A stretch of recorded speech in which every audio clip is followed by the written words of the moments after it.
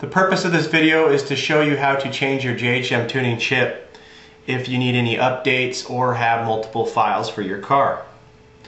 First step is get the ECU out of your car. As you can see here, next step is you just got to turn it over and we got to unscrew the back cover. You should use a T15, which is a Torx 15 size. You can get a socket or a little screwdriver like this. You can also get away with an Allen, not recommended because you can eventually strip it out, but this is 3/32 of an inch. And you're also going to need a pick or a little screwdriver. I'll show you that later. So let's just undo these screws first. And once you get the last screw out, set them all aside. And what I do is I just turn the whole thing over one shot, just pop the lid off. Then I go ahead and I'm leaving the board sitting on top of the base, just so I don't scuff the bottom of the board. And you'll see the chip is right here. And if you look closely, you can see that it's got headers and it's snapped on. So the first trick is to remove this unit so we can get the chip out. And what you got to worry about on this is, see these little white dots? We did that for you. If you don't have white dots, what I recommend is getting like a little whiteout pen or something like that, and just putting a dot here on the chip, here on the edge of this outer snap frame, and then maybe here on just this chip, just to remind you of where pin 1 goes. That's what this is all about. There are marks in here though, and if we didn't mark this, there's a dimple here, an arrow here. On the back side of this board, it says pin 1. And then you just have to remember it goes forward. But it's easier if you just mark them. You can use an ink pen, you'll probably see it. So to get this off, what you want to do is just take your time. And you go, I rock it this way versus rocking it this way or that way. What happens is when you rock it this way or that way, when you're pulling it off the end, you bend these pins.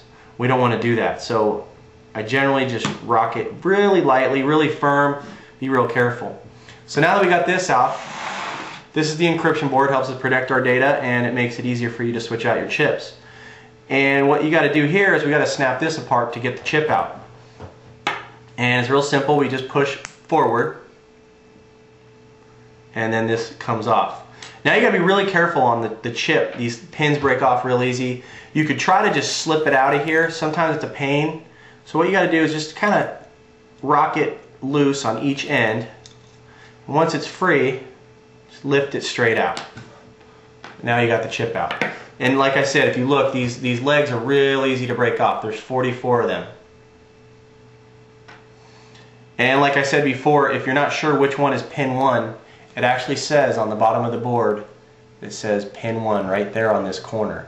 And that's why we went ahead and just put a mark on here for you. If we didn't mark it for you, then mark it yourself, or just know that pin 1 is going to line up with a chip that has a divot.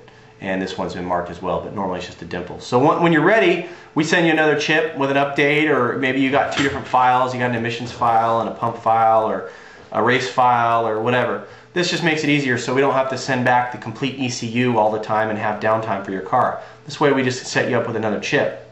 So what you got to do when you put it back in, you got to hold this and you got to make sure you line up pin 1, which is a dimple here, and pin 1 it says right here. Luckily this one I've marked it. And you're going to line it up and you'll get it in there, and it should drop in nice and evenly. Be careful, if you catch a leg you'll break one off. So once you got it, you'll make sure there's no gap right here between the pins, and you'll see, you'll kind of push it, it's level, take your time, make sure it's flush. So once that's on, the next thing is to snap the lock in. And if you look, we have this piece right here. And we snap, we've got to push it, it just drops on. So we're going to drop this on. And when you drop it on, you'll notice this side is a little bit more forward, which is fine, because you got to snap it into place. You don't just push it into place. If you push it into place, you may break off some of the fingers in here. So my trick I use is I just put it down, and when I put it down, I'm only resting it in an angle like that, so that the pins are touching, not this piece. So I get it on the ground, I push a little bit of pressure, squeezing this downward like this, and then I just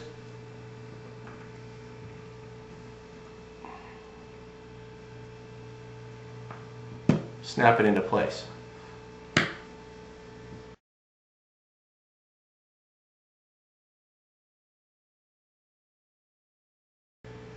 So yeah, what you got to do, now you want to drop this on, straight on. And if you look, it's going to be a little bit towards this side. So what I do is I kind of put it at an angle and I squeeze forward. I squeeze it together to keep a little pressure to make sure it's down, and then I push it forward. And once it's snapped forward, you're going to find out it's flush on this side.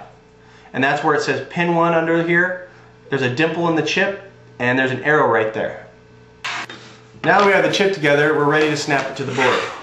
When you put it on the board, you got to be careful. We got to make sure we line up these header pins all the way, and they count exactly. You can accidentally, you could put it too far forward, too far backward. Just want to make sure it lines up. Don't snap it yet. Make sure you got it so they're all lined up. We got them all lined up. And then once they're all lined up, just kind of evenly press down. It's all about even pressure, taking your time, not pushing too hard, not forcing anything. And that's it. It's ready to go back together. Just line it up, put the lid on, flip it over.